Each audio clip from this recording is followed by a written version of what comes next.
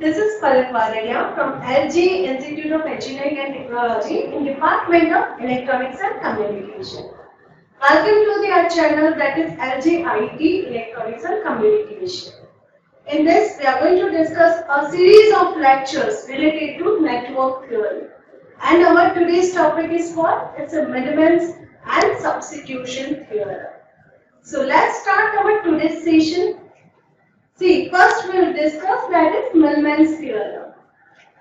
So Millman's theorem states that if there are the n sources having the EMF, or we can say the voltage, that is what E1, E2, E3, like En, and the internal impedance, or we can say the resistance, that is Z1, Z2, Z3 till Zn, if they are connected in a parallel, then we can replace this whole network by a one impedance in series with that EMF. Alright, let's show that with the diagram like this. See here, the E1 EMF that is connected in a series with the Z1. Similarly, E2 that is connected in a series with the Z2. And all that are connected in a parallel. Then what we can do? We can replace this figure 1 by the figure 2. That is a 1 EMF that is connected in a series with the impedance. So now what is the value of that EMF and impedance? Then the value of E is what? It's a summation of I equal to 1 to n Ei by I upon summation of I equal to 1 to n by I. And the value of impedance, that is Z, that equal to 1 upon summation of I equal to 1 to n by I. So this is the statement of Millman theorem. But what we require the proof. How can we say that E equal to this and that equal to this if any network is given to like this? So let's find the how we can replace this or how we can find out the value of E and Z. See, this is our diagram. Now, if I want to convert this into the current source, because we have a one EMF that is connected in a series with the impedance, then we can convert that into what? Current source. That is a current source in parallel Z. Again one current source that is parallel Z. Then one current source Z3 and then Zn like that. So let's convert this voltage source into current source. So here, see, as I said, one current source. So what is the value of that current source? Voltage divided by resistance. Here my EMF is what? Is it E1 and my impedance is what? Is it Z1.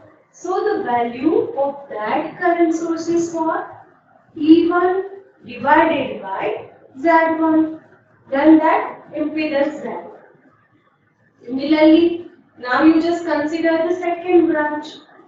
And here in the second branch, EMF is what? Is E2. Impedance is what? Is Z2. So current is E2 by Z2 and parallel Z2. Like En by Zn parallel with the Z. Now what is the next step? Then if you see all the current source that is connected in a parallel and direction is also same, that is up direction. So what we can do? We can add all the current source and we will get a single current source I. So I that equal to what? E1 by Z1 plus E2 by Z2 then plus En by Zn. Now, do you know the relation between the impedance and admittance? Yes, impedance and admittance have a reciprocal relation. That is Z equal to 1 by Y or Y equal to 1 by Z. Why I am saying this? Because, see, the equations, okay, of EMF and impedance, that is in terms of Y. That is summation of I equal to 1 to n Ei by I. That's why I am going to convert the Z into the Y. So what will happen? This is E1, Y1. Because as I say, The relation between the impedance and admittance is what is a reciprocal. So E1 Y1 plus E2 Y2, and then we have a En and Yn, right? So what we can say that I is nothing but the summation of 1 to n Ei Yi.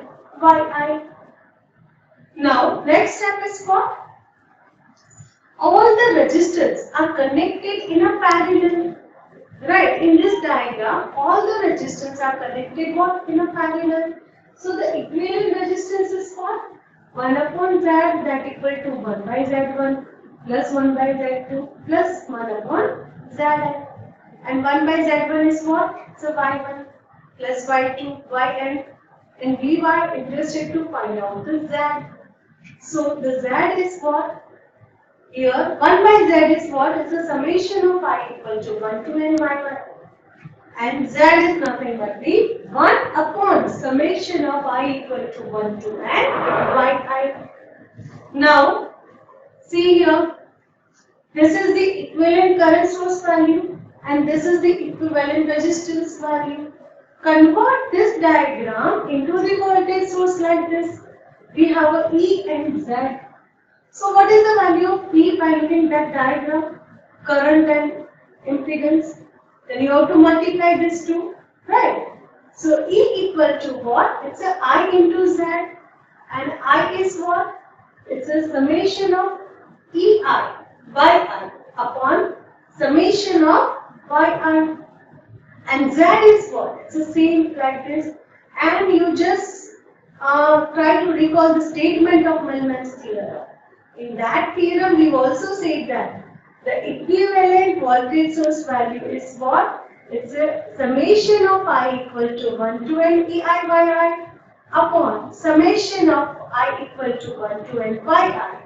And Z is 1 upon summation of I equal to 1 to n Yi. So this is the same as this. So here we can say that the Millman theorem is true. Okay. Now next we will discuss the one example that is related to Millman's theorem. Obtain the equivalent of parallel connection of 3 branches. Okay.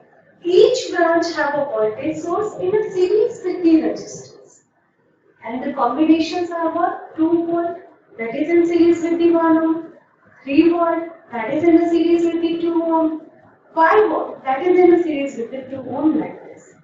Okay, and as such, no diagram is given to you. Based on this, you have to draw the diagram by yourself. See, how you can draw the diagram? Already they have mentioned a parallel connection of 3 branches. So, in the diagram, we can identify that we have a 3 different branch and that branch is connected in a parallel.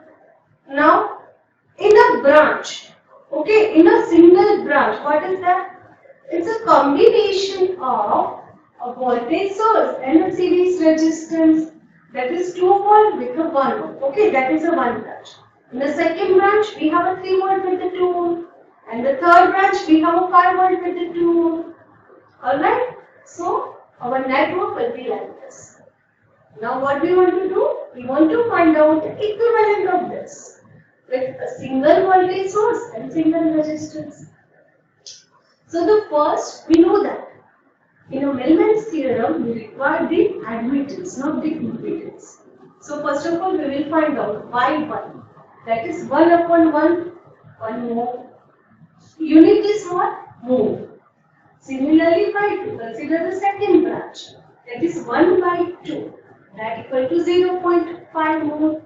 Now consider the third branch, that is 1 by 2, that is 0.5 mho. And equation of E, that is what? Summation of I equal to 1 to n. But here we have a 3 branch. So the value of n will become 3. So what we get? E1 by 1 plus E2 by 2 plus E3 by 3 upon Y1 plus Y2 plus Y3. Now you have all those values put in this equation. Right. Your E1 is 2 volt, your E2 is 3 volt, and your E3 that is equal to 5 volt. to simplify this, then you will get 3 volt. And for the resistance Z equal to what? 1 upon Y1 plus Y2 plus Y3, because the value of L is what is it? 3, and that equal to 0.5. So here we will get our equivalent network, that is with this EMF and Z. Alright. Now next we will discuss, that is what? Substitution theorem. So first let's discuss the statement. Substitution theorem states that any branch in a circuit may be substituted by the different branch without disturbing the voltage and current in the entire circuit, provided that new branch has the same set of the terminal voltage and current as the original network. Okay, you are going to replace that one particular branch with one voltage or current. Okay, like this. See here, one branch is there. Okay, first branch. Consider that branch having a impedance ZK, and voltage is what? It's a VK, and current is what? Is a IK. Then what you can do? You can replace that branch, that is with the current IK, and with the voltage, that is what? Is a VK. Okay, VK voltage is what? V equal to I into R. So our voltage is become IK plus what? This is ZK. I'll give you one more example to understand this. See, for example, you have a 3 different identity, right? Your roll number, your enrollment number, your name. But you are one person only. So here you just consider, first is what is your enrollment number, second is your roll number, and third one is your name. But you are one person. Similarly, here one branch is there. In the first branch, I am just going to consider resistance. In the second branch, I am going to consider current. And third branch, I am going to consider that as a voltage. Okay. So now, see how we can say that all current and voltage will remain same. We just consider this diagram. In this diagram, what we will do? Here we can find out the value of I1 and I2. You can use the mesh, node analysis, source transformation, do whatever you want. But just find out the value of I1 and I2. Now, I am going to replace this 5 ohm branch that has a now current source. So by looking at this diagram, first diagram, you can easily say that the current that pass through this 5 ohm resistance is what? It's a I2. And what is the direction? That's a down direction. See here, I am going to replace this 5 ohm branch that has a current. And current is what? That current pass through that 5 ohm resistance. And then again I will find the I1 and I2. Now what is the third thing? We can replace that particular branch as a voltage source. Alright. So you just look at the first diagram. What is the voltage drop across 5 ohm resistor? That is V equal to I into R. So that is 5I2. Alright. So here it's a what is a 5I2, and again you just find out the I1 and I2. See, the current is passing in a down direction. So your first end will become plus, second end will become minus. So according to the substitution theorem, in all 3 different cases, you will get the same value of I1 and I2. So this way, you can give the proof of substitution theorem. You can use any diagram. It is not fixed. You have to use this diagram. You can take any value. This is not again fixed. Whatever I have used, that is all random values. Instead of 5 ohm, if you want 5 ohm, if you want to use 1 or 2 ohm, that is all right. That is totally depend upon you. Okay? So I hope this session is clear. That is Millman and substitution theorem. Thank you.